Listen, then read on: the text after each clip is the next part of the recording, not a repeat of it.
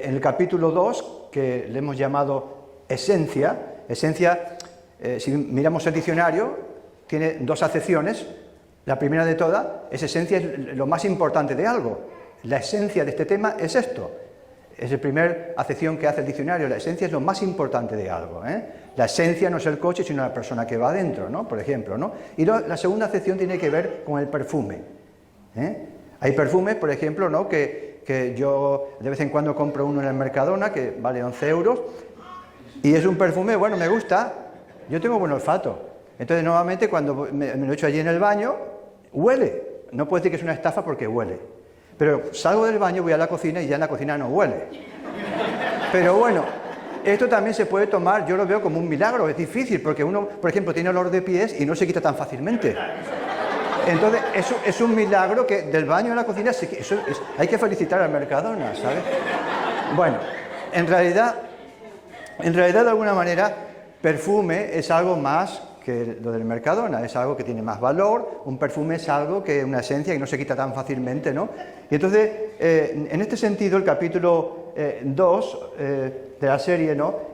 Voy a hablar acerca de la esencia de las dos maneras, tanto esencia como perfume, como esencia como lo más importante, ¿no? Entonces, ¿qué es lo más importante para esa fe, ¿no? Entonces, quiero compartiros algunas cosas. He dicho el ejemplo del conductor, ¿no?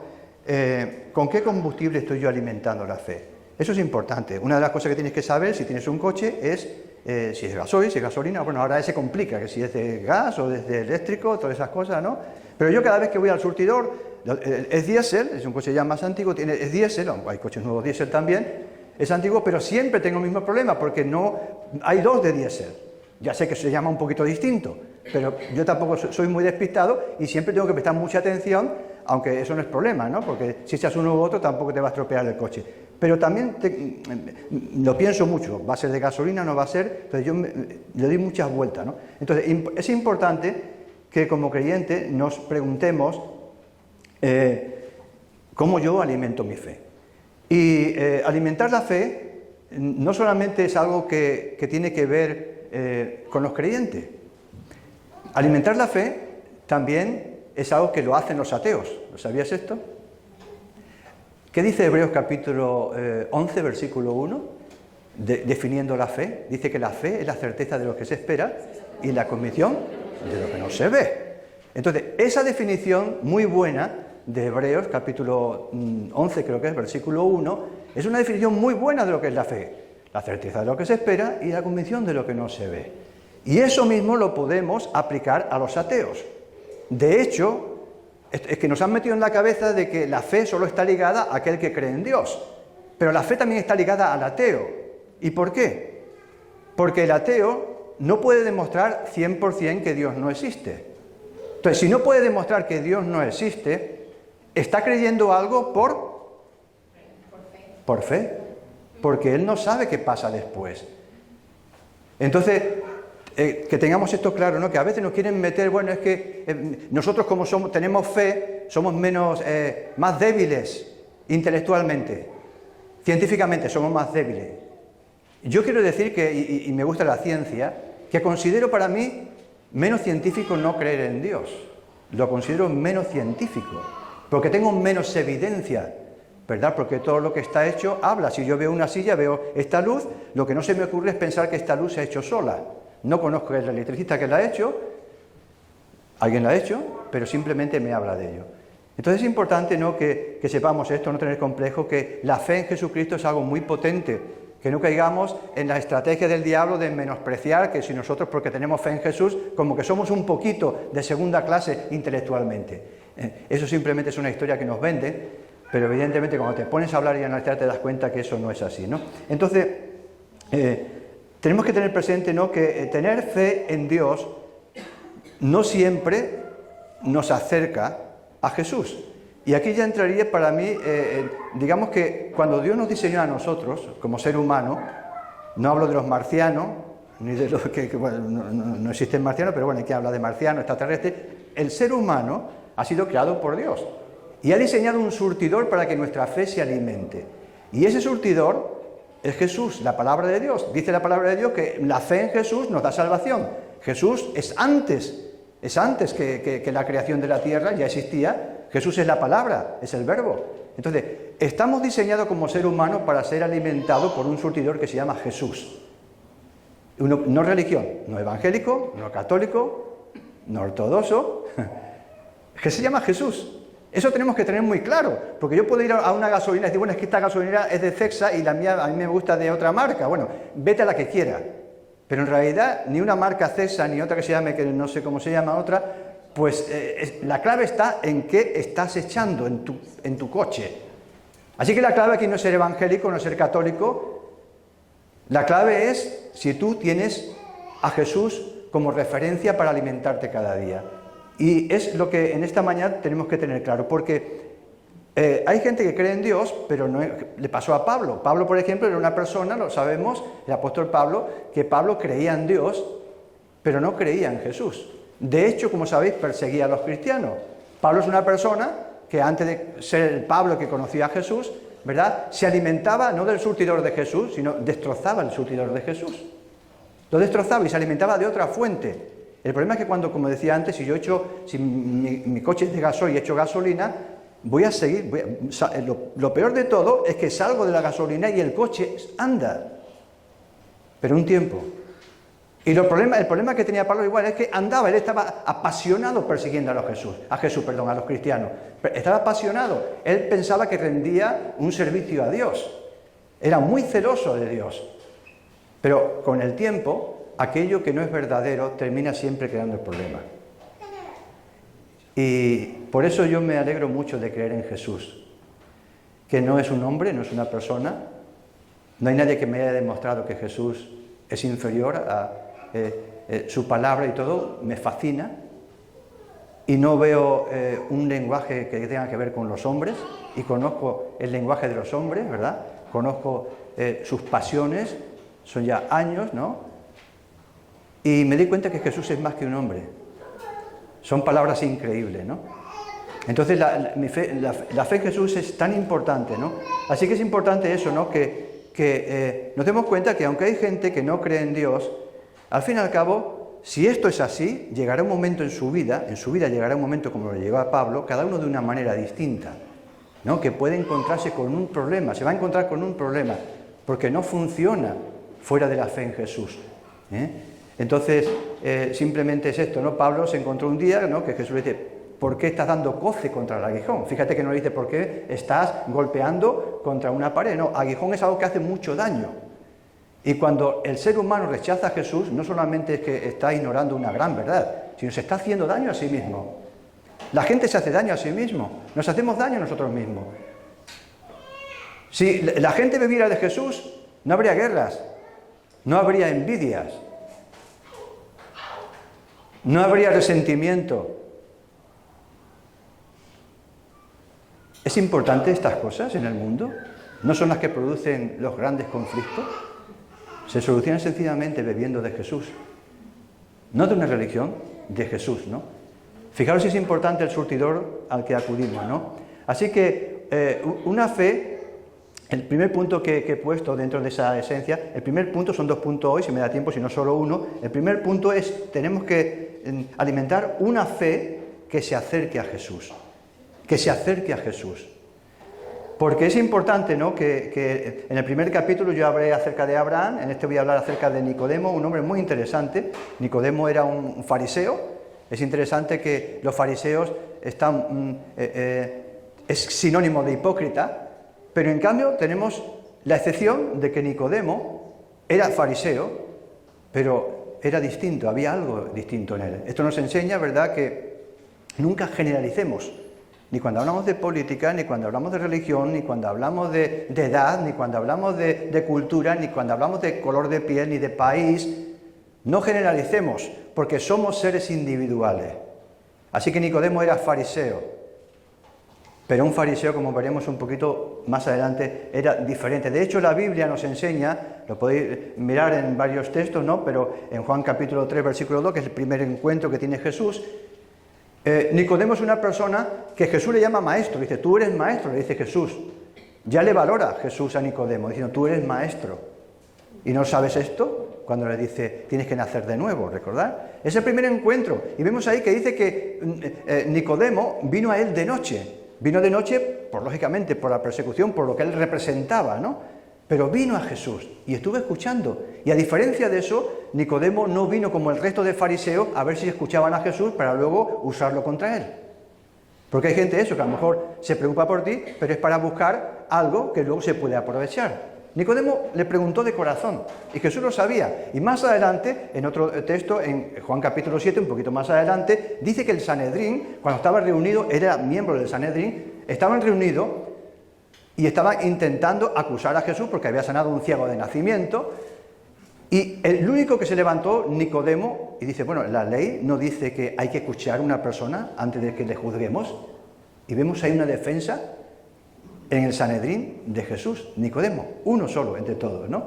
Y la tercera vez que aparece también la Biblia, no se sabe mucho, en Juan capítulo 19, se nos dice que cuando Jesús ha muerto, José de Arimatea creo que es, pidió a Pilatos el cuerpo de Jesús para enterrarlo. Un hombre muy valiente, José de Arimatea, ¿verdad? Un héroe también.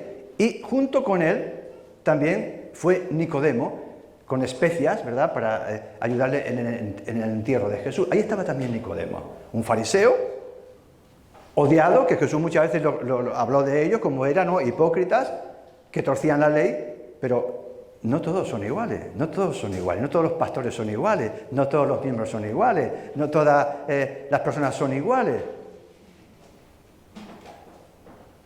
Y tampoco entremos en el juego de ser nosotros los que clasifiquemos. Eso solamente le corresponde a Dios. Pero no somos iguales. La esposa no es igual al marido. El marido no es igual a la esposa. El hijo no es igual al papá y a la mamá, aunque se parezca físicamente. En definitiva, somos individuales. Y solamente Dios sabe lo que hay en nuestro corazón, ¿verdad? Por eso es importante que bebamos y nos acerquemos a Jesús, porque Jesús nos revela lo que somos, nos dice lo que somos, ¿no? Así que vemos eso, como digo, Nicodemo como una persona que, a pesar de lo que era, Jesús le amó y él se acercó. Así que no hay ningún impedimento, no importa lo que tú hayas sido, no importa cómo tú te has sentido, lo que hayas hecho. La Biblia nos enseña que Jesús ha venido para salvar, no para condenar. Así que no importa que el diablo no te meta ahí una carga que no te corresponde, porque esa carga ya la lleva Jesús por ti. Solo tienes que pedirle perdón. Y qué bueno que lo podemos pedir cada día, ¿no? No como un juego de niños, que lo hacemos para jugar, no, como una realidad. Qué bueno que puedo tropezar y decir, Señor, perdóname, me siento avergonzado, pero me siento perdonado. Y eso es fantástico, ¿no? Porque nos permite dormir bien. Nos permite dormir sin sentirte acusado, sin sentirte que eres un desastre, que haces las cosas mal. Ahora, si tú buscas que el mérito sea tuyo, vas a dormir mal, porque nunca el mérito será tuyo. Pero si tú dejas que el mérito sea de Jesús, vas a descansar porque Él te ha perdonado. Y eso es fantástico, ¿verdad? Eso es maravilloso.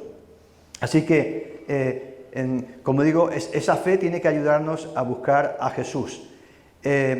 Yo a veces me gusta hablar de ejemplos reales, y te voy a hablar de un ejemplo real que ha sido esta semana. ¿Por qué? Porque hablo de otros ejemplos que son historia, pero ahí también te cuento ejemplos reales como este que te voy a contar ahora, ¿no? Y son ejemplos reales porque los principios de Jesús, de Dios, no son para aquella época de hace 2000 años. Son principios reales para ahora, para el día a día que tú te encuentras. Y lo que te voy a contar es algo de mi día a día, entre otras muchas cosas, es un ejemplo del día a día, ¿no? Y cómo Dios usa el día a día y cómo Dios te habla, ¿no? Y este ejemplo que te quiero contar tiene que ver con, estuve en esta semana, quedé con un joven que le aprecio, ¿no? No voy a decir el nombre, y este joven, ya es la segunda vez que quedé con él. Este joven había estado en la iglesia, aquí en esta iglesia, y lleva ya un tiempo, años, que no estaba. Un día comiendo en casa con sus padres, después de años lo volví a ver en la comida, y hablamos nos abrazamos, trabajo, le pregunto cosas, no hablamos de nada de teología, hablamos sencillamente de cómo estás, cómo te va el trabajo y todo. Y uno dice, bueno, vaya testimonio más flojo de un pastor a una persona que no viene a la iglesia. ¿Qué estás diciendo? ¿Qué estás diciendo? ¿Qué estás diciendo? A veces, callado, somos más guapos que hablando. Eso me lo digo yo también a mí, ¿eh? No es para ti, eso es para mí. Dios puede hacer más con nuestro silencio que con muchas palabras, ¿sabes? Lo puede hacer también. Bueno, entonces él, cuando ya nos marchamos, se alegró también, y luego me escribió un WhatsApp diciendo, bueno, que se alegraba y tal, y que si quería le podía enviar algo, algún material o cualquier cosa que a mí me pareciera, ¿no? Yo entendía, pues era pues algo que, no sé, pues que le pudiera ayudar o lo que sea, ¿no? Entonces yo le dije, ok, muy bien, y le dejé pasar un tiempo, dejé pasar unos meses, y pasados unos meses me acordé, digo, Señor, ¿qué puedo decirle, no? Y me acordé de que en la iglesia, aquí en esta iglesia, sobre todo en esta parte, porque se hacía en esta parte, había una actividad que teníamos que se llama Factor Biblia. Loli no estaba porque estaba con una pierna rota, ¿se acuerdan, no? ¿Tú te acuerdas? Estabais vosotros, ¿no? También allí, ¿no? Se hacía, bueno, perdona, Carmen, Javier, perdón, no hace tanto tiempo. Entonces, se hacía Factor Biblia. Factor Biblia se trataba, en entre semana, y se trataba de elegir un tema de actualidad, lo que sea, no había límite. Hay iglesias que dicen, no se puede hablar del aborto, no se puede hablar de, yo qué sé, de que el labor de un pastor o de un ministerio, no se puede hablar de ciertas cosas, ¿no? Se podía hablar de todo, porque el objetivo no era criticar a nadie, el objetivo era debatir algo que tú te encuentras cuando estás en una mesa, ¿verdad? Tomando un café con un amigo, con un familiar, cuando tú estás en el colegio hablando con tus amigos o amigas en el colegio, o el instituto o la universidad, es lo que hace. Entonces, qué bueno que si eso que tú lo haces a solas con personas que a lo mejor no tienen tanto conocimiento de Dios, lo podamos hacer aquí, para verlo a la luz de la palabra de Dios. Ese era el objetivo. El objetivo, aquí pastores o ancianos, estábamos también, ¿verdad?, para que aquello se hiciera con toda la libertad del mundo, con respeto, respetando, no humillando a nadie por su opinión, sino sencillamente trayendo un tema que luego te lo vas a encontrar en cualquier sitio y poder debatirlo a la luz de la palabra de Dios, ¿no? Se llama Factor Biblia. Entonces yo recordé aquello de este joven que le gustaba venir a esa reunión y le dije, mira, recordando aquello que hicimos, te voy a enviar una película, y la película que le envié era El cielo es real. ¿Habéis visto El cielo es real alguno? ¿Lo habéis visto? Hay el libro también, os aconsejo que la leáis, ¿no? Por lo menos sabemos que es un pastor evangélico, ¿no?, con su familia, que es real, existen. De hecho, en la película salen al final, no solo los actores, sino salen también las personas con su nombre, ¿no?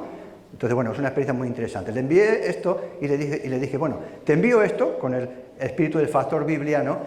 Y cuando quedemos a tomar el café, pues simplemente meditamos sobre esto, inicialmente, luego podemos hablar de lo que quiera, pero ya tenemos un tema para meditar acerca de lo que es el cielo real. Y así lo hicimos, y empezamos a hablar de todo esto, muy interesante, ¿no? Pero, resumiendo, esta última vez, que es cuando quedaba, ha sido esta semana, volví a quedar esta semana, después de un tiempo, y no sabía qué ponerle, no sabía qué decirle, ¿no? Porque algún tema no sabía, digo, bueno, le puedo enviar mucho, pero no sabía que le envío. Y a todo esto, estando, digamos, en esto, me llega un mensaje, ¿no? Y sale, el mensaje ese hablaba Nicky Cruz de su historia, ¿no? ¿Cuántos conocéis Nicky Cruz? Lo más. La Cruz y el Puñal, ¿la conocéis alguno? Claro, es que estamos hablando de películas de años, ¿no? Puede tener 30, 40, 30 años. 40. No, pero es que son clásicos de... Sí, no, pero me refiero que es que muchos jóvenes no conocen esto, ¿no? Bueno, no sé, yo tengo ahí 9, entonces a lo mejor podemos mirarlo. Entonces, me vino este mensaje, ¿no? Que yo ya lo conocía, pero lo leí porque él hablaba acerca de esto, ¿no? Él hablaba de lo que era Nicky Cruz, ¿verdad? Era una persona latina, ¿no? Que entonces resulta que, bueno, ya cuando nació su madre lo odiaba, porque le llamaba mestizo y porque no lo deseaba y porque su madre estaba metido en el ocultismo y también su padre, ¿no? Entonces, le odiaba, incluso le golpeaba, le hacía sangrar. No es como ahora, que ahora a un perro le hace sangrar y te meten en la cárcel. En aquella época tú matabas a un niño y, bueno, pues a ver, si te pillaban bien, depende, si le dabas al vigilante un dinero, pues no pasaba nada, ¿no? Es otra historia, estamos hablando. Le golpeaba contra la pared, sangraba, y ese niño creció metido en la cabeza que nadie le ama, hasta un punto que llegó, ¿no?, que ya dijo, ya no voy a dejar de sufrir, voy a ignorar el dolor, voy a ignorar que me odien, ¿no? Y él cuenta la historia que cuando tenía 15 años, esto es real, o sea, esto lo podéis ver en internet si queréis, lo podéis buscar Nicky Cruz, ¿no? La cruz del puñal. Entonces, él con 15 años fue a Nueva York y en Nueva York encontró lo que sucede con muchas pandillas que pasan aquí también. En esa pandilla, los Mau Mau, que era una de las peores pandillas, más sanguinarias, ¿verdad? Él ingresó allí y se sintió por primera vez que tenía una familia. Una familia que lo que hacían era matar, robar, pero él se sentía allí con una identidad. Y es lo que le pasa a muchas bandas, ¿no? En realidad son personas que les falta una identidad, no son extraterrestres. Son personas como tú y como yo, que simplemente no tienen una autoestima, no tienen un hogar, no tienen alguien que le dé identidad, ¿no? Y él empezó allí, con tanto odio, que al poco, no tardó ni un año o así, se hizo el jefe de los Mau Mau, con 17 años o por ahí, no sé, era el jefe. Bestial, era lo bestia, no sabía lo que era tener compasión, arrasaba, ¿verdad? Todos le temían, le tenían miedo. Incluso la policía cuando alguna vez le detuvo, ¿no? Los psiquiatras que usaban, ¿no? para interrogarle, decía, esta persona es perversa, no tiene solución, no tiene ninguna solución, es una persona súper peligrosa. Eso le decían en ese informe de los psiquiatras, ¿no? Y él creció así. Y entonces en un momento determinado, él cuenta, ¿no? que David Wilkerson, que tampoco a lo mejor lo suena, David Wilkerson, ¿verdad? Es un predicador fantástico. Yo tuve la oportunidad de verlo en Madrid, porque estuve en Madrid también, bastante después, predicando, y tuve la oportunidad de verle físicamente, ya era más mayor, ya fallecido. Nicky Cruz sigue existiendo, si lo buscas en internet, tiene 80 y pico años Nicky Cruz, ¿no? Este hombre que estamos hablando, este joven. Entonces, este hombre sintió de Dios, ¿verdad? Vio en la prensa lo que estaba pasando con eso y fue allí hasta Nueva York, ¿verdad? Y quiso conocer a esto. Y se metió allí, en ese gueto donde estaban, sin nada, no llevaba nada. Un coche que cuando llegó allí se quedó dormido en el coche por la noche, le desvalijaron el coche, le quitaron las ruedas, le quitaron todo, ¿no? Cuando él llegó allí a buscar a Nicky Cruz y le llevan hasta él, le dice que Dios le ama. Casi le mata, porque la palabra amor para Nicky Cruz era horrible, y casi le mata. Entonces, él siguió allí, ¿verdad? Y bueno, para resumir, yo lo que le dejé a este joven, en esta reunión que tuve, la película que yo sé que ya la conocía, porque sé que la conocía, pero solamente le dejé, digo, quiero que analicemos sobre un fragmento que son 9 minutos de la película, 9 minutos que está al final. Y le pasé el vídeo, ¿no? Que lo tiene, y le dije, solamente quiero que veas, no toda la película, que ya la conoce, sino que veas solamente esos 9 minutos. Y en esos 9 minutos, la escena, lo que hay, ¿no? Bueno, no sé si a lo mejor lo podemos ver, es que se juntan esas dos bandas, el pastor busca un local grande, ¿no? Como una especie de teatro, y junta a las dos bandas principales, a los Mau Mau y a los obispos, que eran negros, latinos negros, se odiaban a matar. Y ellos fueron allí como divirtiéndose. Él mismo llevaba ya una pistola, iban con armas, con pistola, porque ellos lo que querían es, después de esa especie de teatro, es cerrar las puertas y matarse entre unos y otros. Es lo que querían, para eso iban, ¿no? Y lo tenemos allí, ¿no? Como en un momento determinado, ¿verdad? El pastor le habla de Jesús y le invita a que se perdonen unos a otros. Imagínate la risa de ellos, ¿no? La risa de ellos. Pero, para resumir, pero pasa algo. Y es lo que él cuenta, en eso que yo leí, dice que en 7 minutos cambió su vida, en 7 minutos. Él lo cuenta, este mensaje que recibí, en 7 minutos cambió toda mi vida. Y este hombre, ¿verdad? Nicky Cruz, que estaba en un lado, ¿no? Con todas las pandillas, ahí con cuchillo, con navaja, con cadenas, llevaba pistola, ¿no? Los otros igual, los obispos, ¿no? Con su jefe también. Y en un momento determinado el predicador habla acerca del amor de Jesús. Brevemente. Y entonces algo pasa en Nicky Cruz, que se pone a llorar. Una persona que no había llorado, una persona que no tenía compasión, se pone a llorar. Y entonces, cuando ya termina el predicador, que les invita pues a aceptar a Jesús y a que ellos se den la mano, ya ahí se acabó todo. Se acabó la magia, se acabó la expectación. Ya sabéis que los jóvenes tienen una capacidad, todos tenemos capacidad muy breve de atención, si no pasa algo. Y cuando ya terminó esa breve, ya todos volvieron, se levantaron para pelearse el unos contra otros, ¿no? Y en ese momento que se van a pelear unos contra otros, ¿no?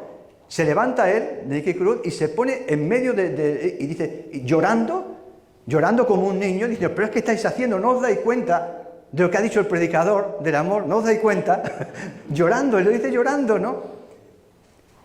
Y los demás se quedan diciendo, pero este es Nicky Cruz, ¿pero qué es este? ¿Qué le ha pasado?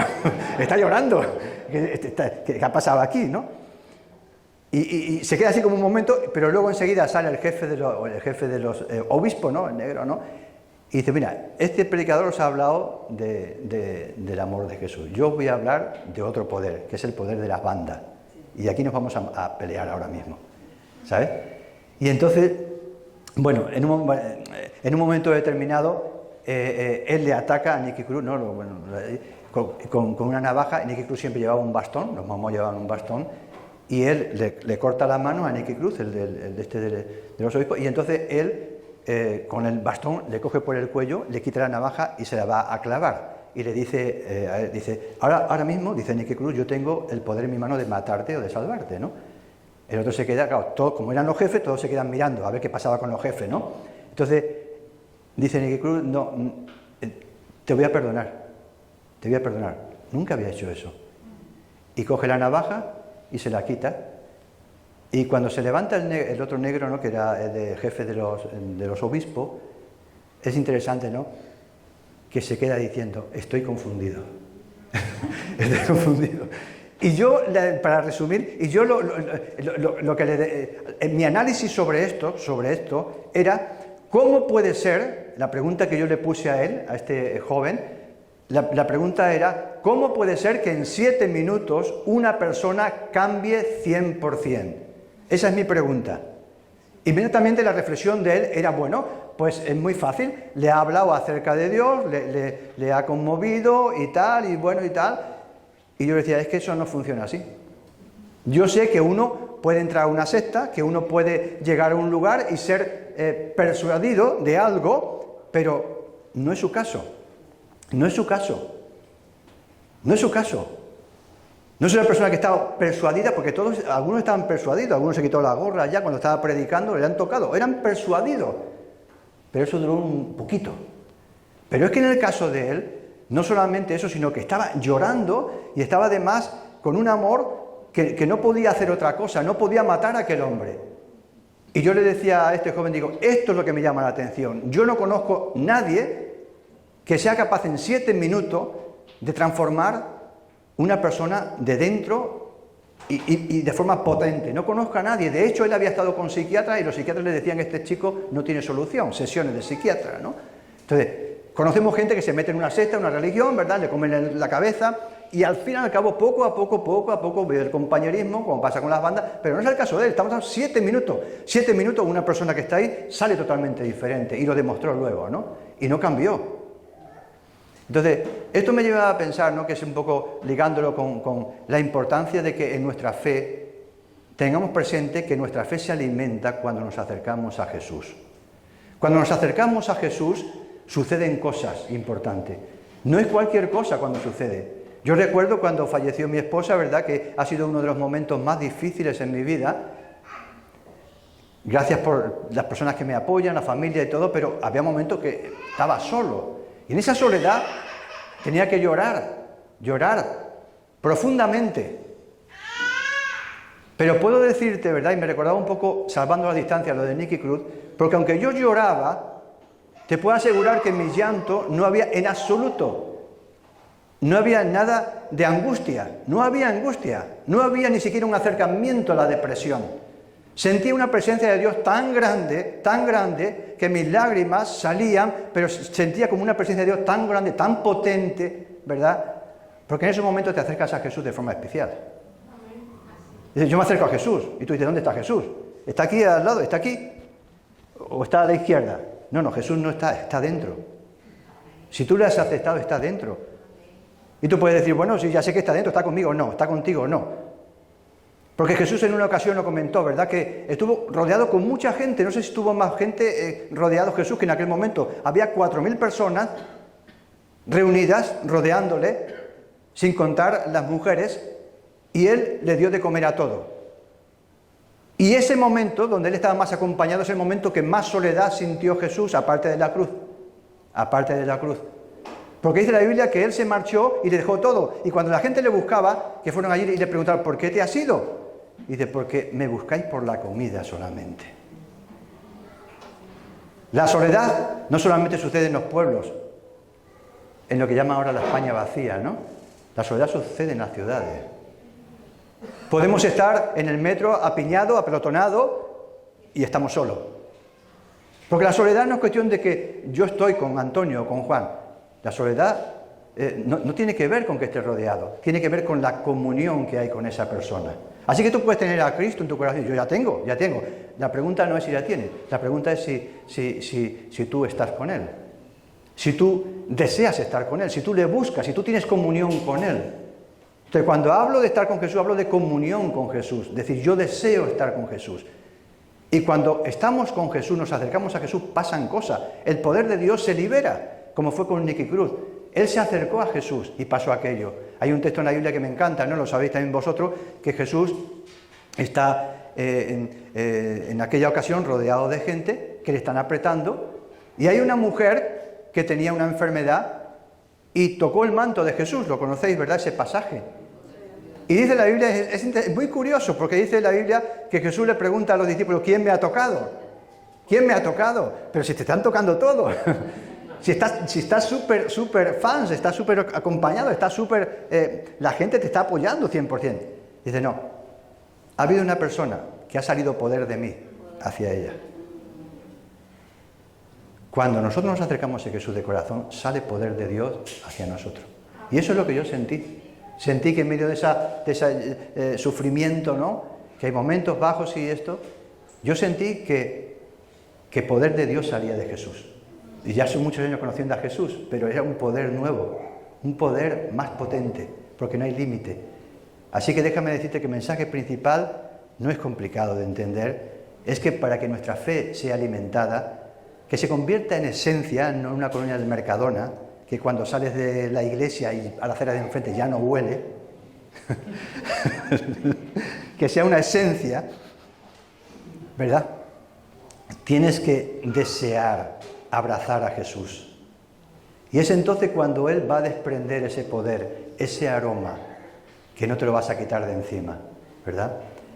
Y es un elemento, ¿no?, que en esto que estamos tratando, elaborando nuestra fe, y es esencia, ese es el ejemplo. Se me ha olvidado también, quiero terminar, aunque no voy a dar el segundo punto para no coger el tiempo, pero se me ha olvidado también algo que tiene que ver con esto que está diciendo. ¿Está Paula por aquí? Ah, está aquí Paula. ¿Podéis traer allí la... Vamos a hacer un ejemplo, quiero hacer un... ¿Cuántos juegan al tenis aquí? ¿Cuántos juegan al tenis? Poquitos al tenis, bueno, pero sabéis que es el tenis, ¿no?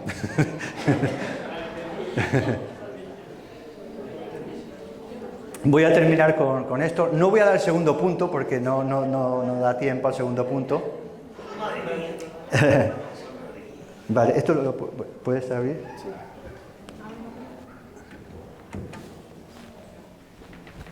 Paola, ¿puedes sacar 2 raquetas?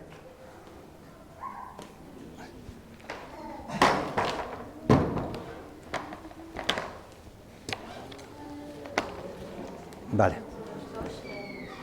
Las dos, una para mí, otra para ti. Es un ejemplo solo, ¿eh? Es un ejemplo solo, no vamos a jugar al tenis. Vale, ¿sí?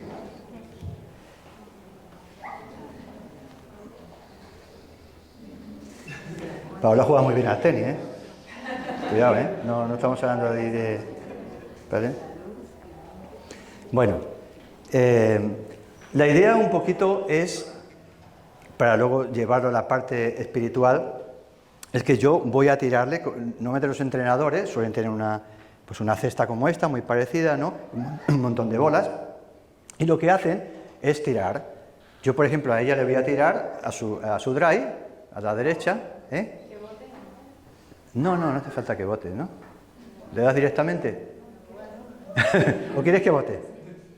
No, porque no te voy a tirar que le des una volea. Te voy al drive. ¿Puede venir alguien para ayudarle a coger la bola cuando le dé? ¿Quién se atreve a coger la bola? ¿Tú? Pues ponte por aquí. Si te da un pelotazo, perdona, pero...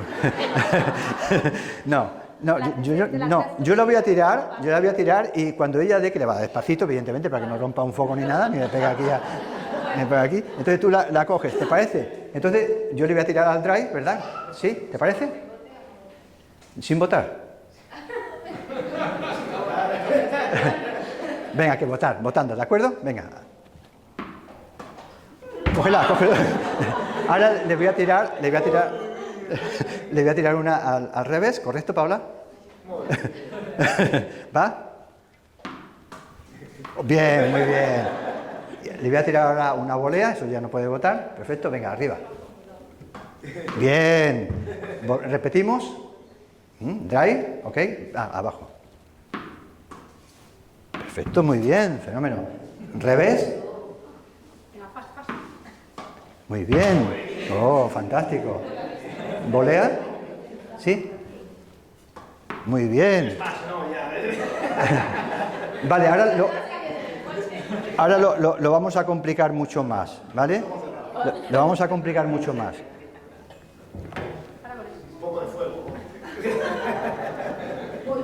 Sí, ahora lo voy a complicar para que entendamos el ejemplo que quiero poner, ¿no? Le voy a tirar igual, ¿verdad? Le voy a tirar igual, así que te voy a tirar volea, revés, y ahora te voy a dar...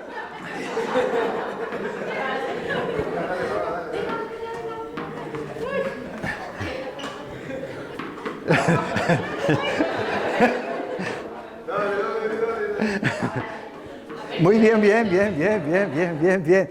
Bueno, un aplauso para ellos, ¿sí? Un aplauso. Gracias, Rafa.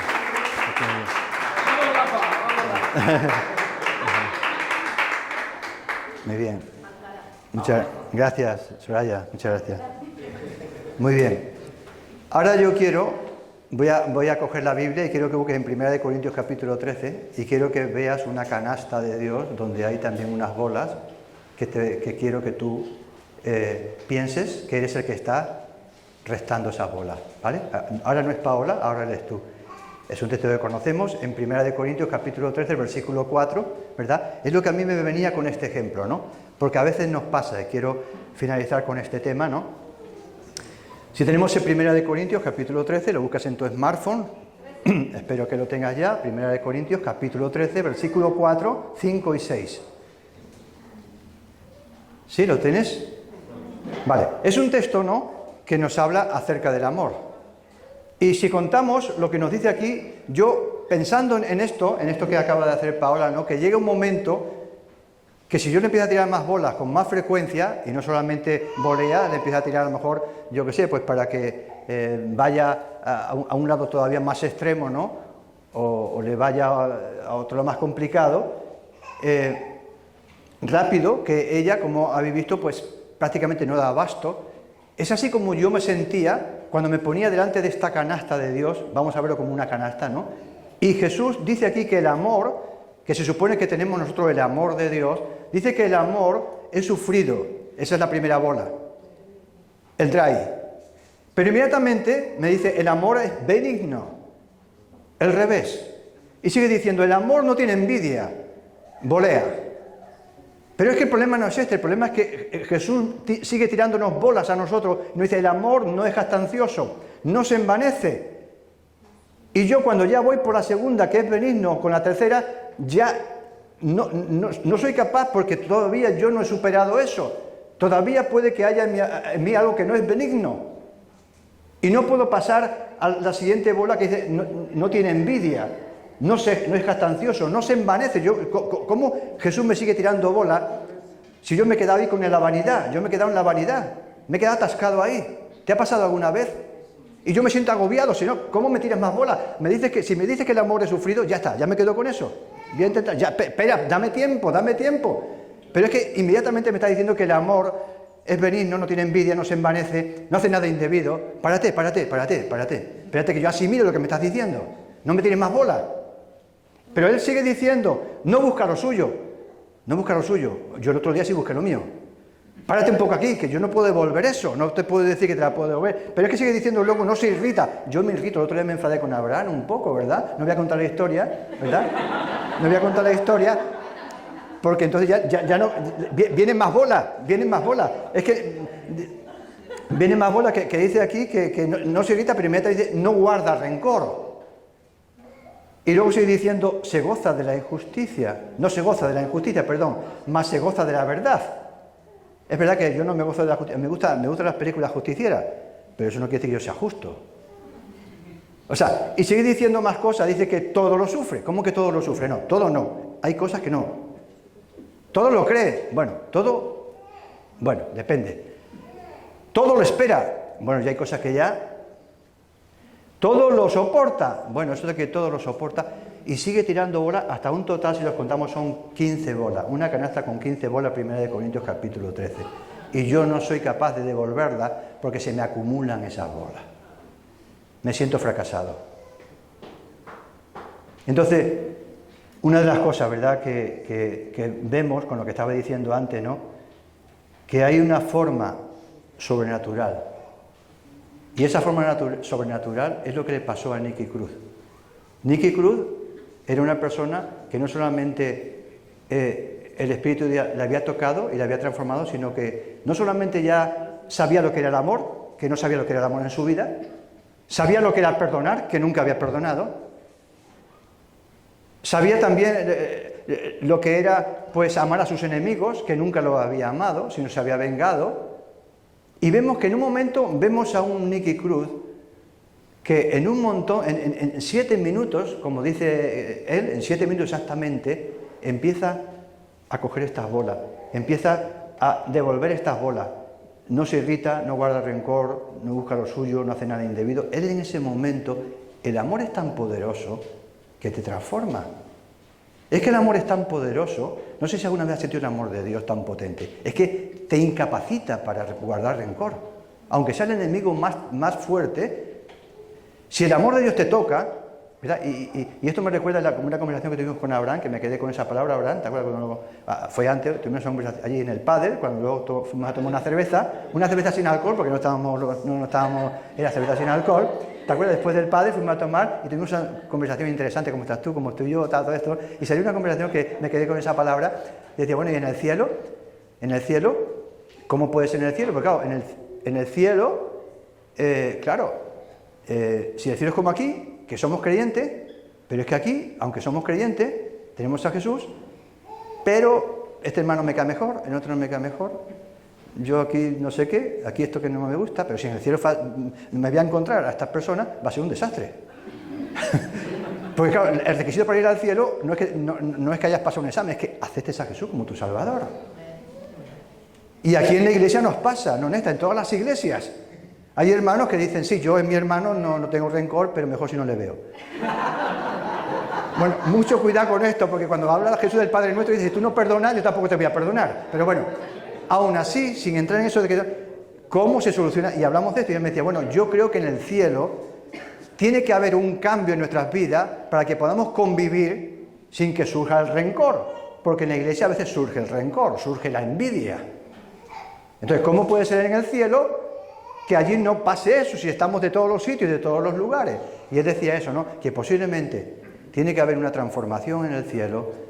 No sé si la presencia de Dios, la presencia de Jesús, algo tiene que pasar en el cielo para que nosotros no tengamos la capacidad de rencor, ni de odiarnos, ni de envidia, ni de ser uno mayor que otro, como entre los discípulos lo hacían, ¿no? Entonces quiero decir que eso, ¿verdad?, esa parte la experimentamos cuando nos acercamos a Jesús. El otro día escuchaba a un pastor que decía, un pastor mayor, decía una cosa que no entiendo. Pastor ya con muchos años, ¿no? Y digo, a ver, ¿qué es lo que no entiende? Dice, no entiendo por qué Dios envió a su Hijo. No lo entiendo. Ese tipo de amor no lo entiendo. Muchos años. Y te pones a pensar, es un amor inhumano. Inhumano. Si nosotros, en cuanto alguien me devuelve un libro, ya me enfado. Un libro. O le pasó a Jonás, ¿no? Que estaba allí, pues eso, no tenía compasión de Nínive, no quería ir a predicar a Nínive, y luego, cuando se puso a descansar ahí con una palmera o lo que sea, ¿no?, dice que la palmera esa que daba sombra, que estaba tan contento, se quedó seca, dice que se angustió y Dios le dice, mira, te angustias porque se ha ido la palmera, te has quedado sin palmera, y no te angustias porque esta gente se puede ir al infierno, le dijo a Jonás. Y somos así, ¿verdad? Somos así. Entonces es importante esto, ¿no?, que quiero, como digo, acabar con esto, ¿no?, dejar que el Espíritu de Dios, y esto está en nosotros, pero no solamente que esté en nosotros, sino que tenga comunión con nosotros. Porque la soledad está en un pueblo donde hay poca gente y está en una ciudad donde está llena de gente. El problema es qué comunión hay con los demás, qué comunión hay con el Espíritu Santo. Y eso es lo que alimenta nuestra fe y elabora una fe poderosa. ¿Sí? Así que practica acercarte a Jesús. Acercarte a Jesús, ¿verdad? Este es el mensaje, sencillo, no fácil, pero yo te puedo asegurar que eso es así, funciona. Y no te hablo de una experiencia que me han contado, te hablo de una experiencia muy dura, personal, y cómo el Espíritu de Dios, ¿verdad?, es poderoso. Así que quiero dejarte este mensaje. Nos ponemos de pie si queréis. No sé si ¿queréis ver esos 9 minutos o no? ¿Lo queréis ver o no? ¿Da tiempo? ¿Lo queréis ver 9 minutos? Venga, vamos a terminar. Vamos a hacer una oración y acabamos, porque se está grabando, para que no se quede a él. Nos ponemos un momento de pie, por favor, hacemos una oración. Cortamos la grabación también, porque luego vemos los 9 minutos de ahí. Señor, te damos gracias en esta mañana, Dios. Gracias porque eres tan bueno, Señor, tan maravilloso. Y te pedimos, Señor, que nos hagas crecer en esa fe de forma saludable, como estamos tratando en esta serie, Señor, y que tengamos hoy, que salgamos, que cuando nos pregunten el próximo domingo o el anterior de qué trató, que se nos quede claro, Señor, que se trata, este capítulo de hoy, o esta serie, este capítulo de hoy, se trata de necesitamos para ser esa esencia, para que tú seas, acercarnos a ti, acercarnos a Jesús. Que nuestra fe se alimenta de tú, que eres el surtidor de nuestras vidas. Bendice a cada uno de mis hermanos. Muchas gracias por cada uno de ellos, Señor. Y yo te pido que tú sigas añadiendo personas que te amen y que cada uno en su lugar refleje esa fragancia de Jesús, que es lo que nos enseña la Biblia. No queremos reflejar religión, queremos reflejar un aroma de tu presencia, Señor. Y eso solamente tú lo puedes hacer. Gracias por este día, por esta mañana. En el nombre de Jesús. Amén. Amén.